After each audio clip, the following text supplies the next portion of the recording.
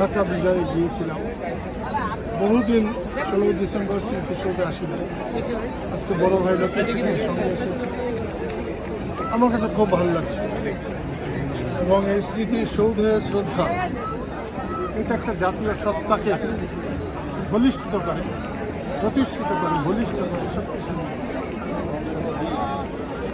আমি আশা করব মুক্তিযুদ্ধের চেতনাকে ধারণ করে, লালন করে এগিয়ে যায় এবং মুক্তিযোদ্ধাদের যদি সম্মান করি, মুক্তিযুদ্ধের নেতা, বাংলাদেশের নেতা, জাতির পিতা বঙ্গবন্ধুকে বুঝবার জন্য যদি ব্যর্থ চেষ্টা না করি, তাহলে জাতির জন্য ভালো হবে।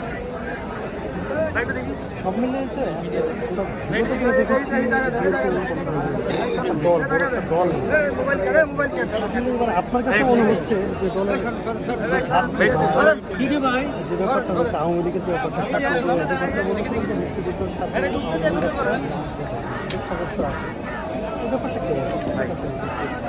আসলে এই জায়গায় আমি আওয়ামী লীগ, বিএনপি, অন্য অন্য দল ভাবতে চাই। এই দেশে এই জায়গাটায় আমি বাংলাদেশকে ভাবতে চাই, এইখানে আমি স্বাধীনতাকে ভাবতে চাই, এই দেশে বাংলাদেশের মানুষকে ভাবতে চাই। তো সেই জন্যে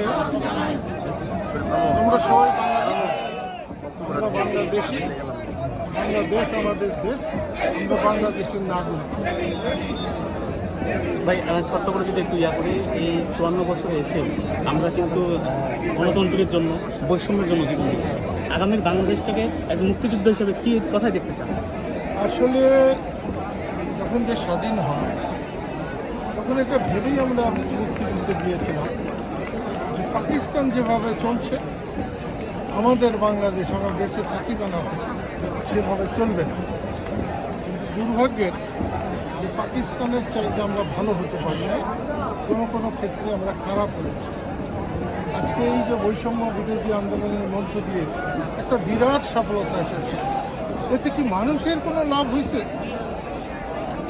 বাজারের দ্রব্যমূল্য সেটা কি নিয়ন্ত্রণে এসেছে? না। একজন দিনমজুর সারাদিনে যা উপার্জন করে সন্ধ্যাবেলায় বাড়ি দিয়ে খেতে পারে। ঠিক ঠিক।